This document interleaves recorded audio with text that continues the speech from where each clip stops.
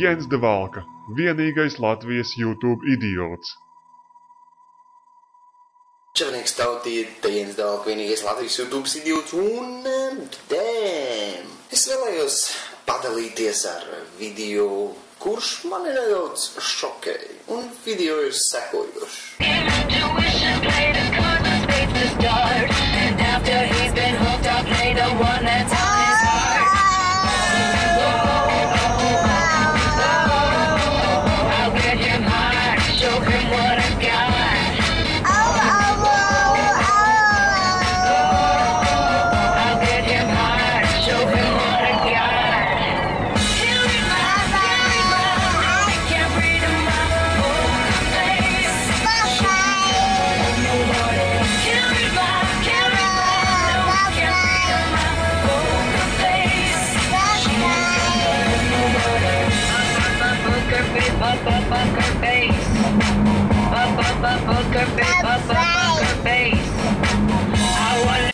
Jā,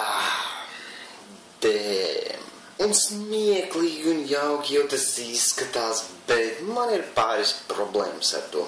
Un kur ir man problēmas ar to, es tūlīt izskaidrošu. Viss it kā normāli, jauks, smieklīgs un burvīgs video. Un ja paskatās komentus, lielākā daļa komentu ir jārīrā, cik jauki, cik smuki, cik burvīgi un tā tālāk. Bet es te gribētu uzdot jautājumu tiem, kas varbūt nav pamodušies, jo tie, kas ir pamodušies, tie sapratīs. Bet tie, kas nav pamodušies, es tiešām gribu jums pajautāt. Ar vēsu prātu un skatu no malas, bez tā, ka tas ir jauki un viņam ir tik smukas sāctiņas un bez tām visām emocijām. Paskatīties un padomāt. Vai tiešām te jūs neredzat mainstream, tās, teiksim, masu kultūras iespaidu uz mazu bērnu? Bērns, kas ir pašā attīstības stadijā, kad viņas smadzenes sprākst no zinātkāras, sprākst no pasaules uztveres, teiksim, tās uzsūkšanas. Viņš ir kā mazs švamīts, jebko viņš iesūta sevi. Un ko viņš iesūta sevi? Lady Gaga. Man nebūtu problēma, ja viņš mācētu tāpat tirināties un kratīties pie kādām šūpuļu dziesmām. Man nebūtu problēmas, ja tas būtu kaut kāds uzzināms zvaigzne, kurš šodien nāk, rītā viņa nav un tā tālāk. Ja tu papētīsi, tu zināsi, mūziķi ir, kas pārdod savu dvēseli, jeb taisa asins rituālus, upurē sev kādus svarīgu cilvēku, lai panāktu slavu. Tas nav oficiāli atzīts vai runāts, bet ir ļoti daudzi mūziķi pat atļāvušies pateikt. Kanye West savulaik pateica, I sold my soul to the devil. Un te man ir problēma, jo ir viens video. So that I could record. You record on the bus?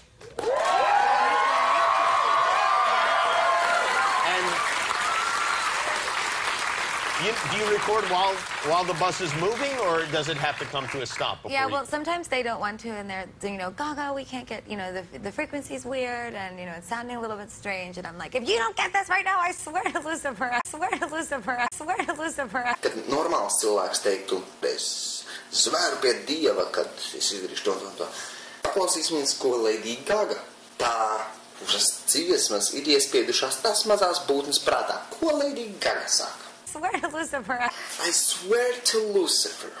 Labi, tā bija sakritība. Tā varbūt bija sakritība. Varbūt es te atgādināšu tiem cilvēkiem, kas ir pētījuši, un tiem, kas nav, es ieteikšu papētīt. Projekts MK Ultra, kas ir prātu manipulēšanas, prāta skalošanas mehānisms tehnikā projekts, kur pētīja un manipulēja ar cilvēku prātiem. Es ļoti tevi ieteiktu papētīt projektu MK Ultra, un es neiešu savā video tajā tēmā dziļāk, jo tā ir ļoti plaša tēma, tāpat kā visas pārējās. Es gribu vienkārši iekļauties mazākā laikā, jo jūs esat pat pārāk slinki, lai skatītos garus video. Tad ir projekts MK Ultra, kas uzskatām parāda, ka cilvēki ir ļoti viegli manipulējami. Nevelti tāds projekts, bet es tikai varbūt kļūdos, tikai es vidusmēr idiots. Labi. Tad Lady Gaga, kuru saka, ka viņu svēr pie Lucifera. pieņemsim, tas arī tikai ir sakritība, un viņa vienkārši taisa mārketinga PR, teiksim tā. Labi, ja jūs vēl neticat, es vēl gribu ielikt Derena Brauna video. Derens Brauns ir hipnotists, maģists, sauc kā tu viņi gribi, tie, kas zinās, tie zinās, un es dievinu, Derens Brauns ir ļoti gudrs cilvēks, kas zina, kā spiest uz pareizo cilvēku podziņā. Un viens piemērs, kur redzama prāta manipulācija tādā skaistākā veidā, būs šis nākošais video, kur viņš liek vienkārši sievietei pielipt pie asfalta ceļa vidu. Lūk, video.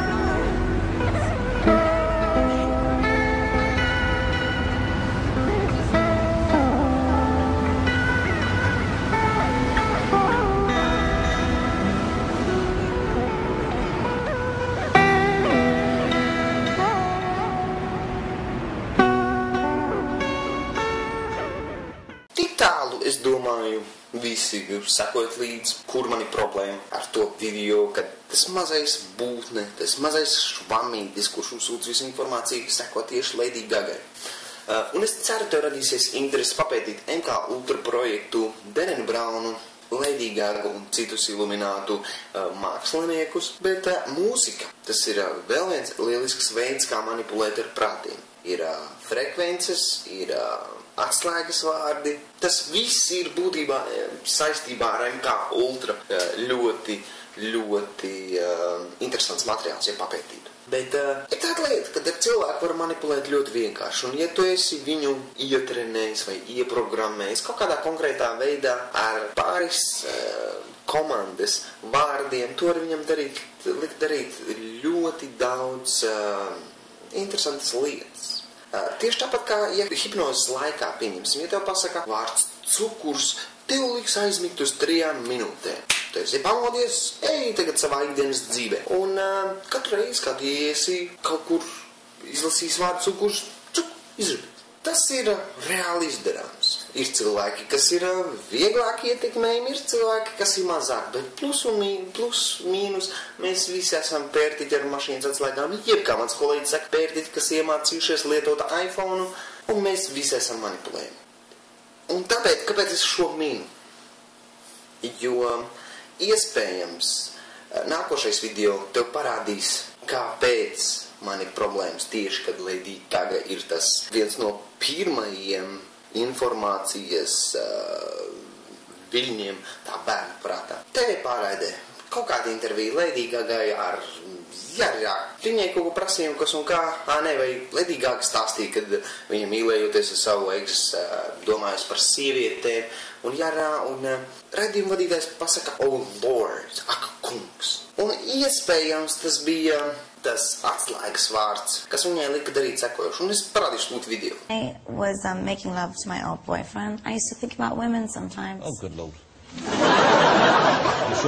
Respektīvi, jūs redzat, kad brīdī, kad viņš pasaka, ak kungs, un kamera pievēršās apakaļ Gagai, Gaga pielikus roku, noceļ viņu nost, un izskatās nedaudz apjukusi. Ir daudz MK Ultra upuri, kas ir nākuši ar savām, teiksim tā, ar saviem messageiem, lai pastāstītu par to, kas ar viņiem ir noticis, ko viņi ir spējuši atcerēties pēc daudziem gadiem, jo prāts, tas ir ļoti sarežģīts instruments, un ar viņu spēlēties ļoti bīstami, bet, ja zinu par kādām no tiem spiest, tad viegli. Šo visu ņemot vērā, es vēlreiz ieteiktu paskatīties šo video.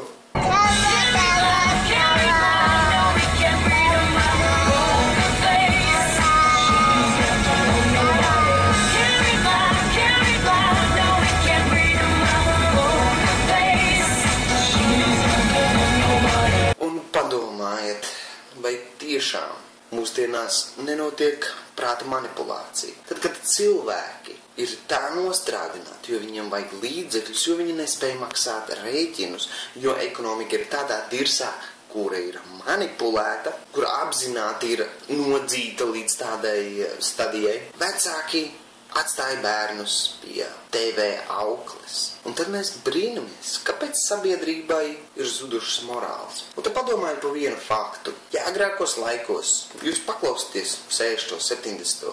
mūziku, radio pārraides, kādas grāmatas iznāca, kādas bija teātri izrādes un tā tālāk, kāda bija māksla, tad viņi bija pavisam savādāk. Un daudz vairāk tur bija morāles, tur bija daudz vairāk pozitīva, iedvesmojoša. Tad tagadējās dienās māksla ir palikusi par egocentrisku, narcistisku izpausmi. Paskatieties uz manīm. Es esmu tas svarīgākais. Es esmu tas foršākais.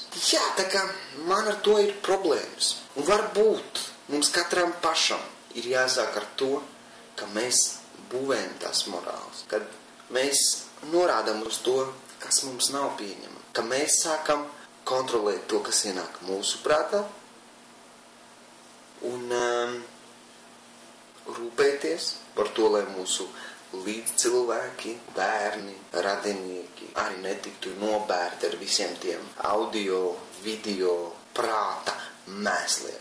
Un mēsliem vistiešākajā nozīmē. Tas galvenokārt arī viss. Ja tu neesi vēl redzējis manu pēdējo video, links būs šeit. Noskaties, komentē, ikšķo. Jā, kaut kā tā. Tas arī viss šai reizei. Te bija Jens de Valta. Līdz nākošai reizei. Čau!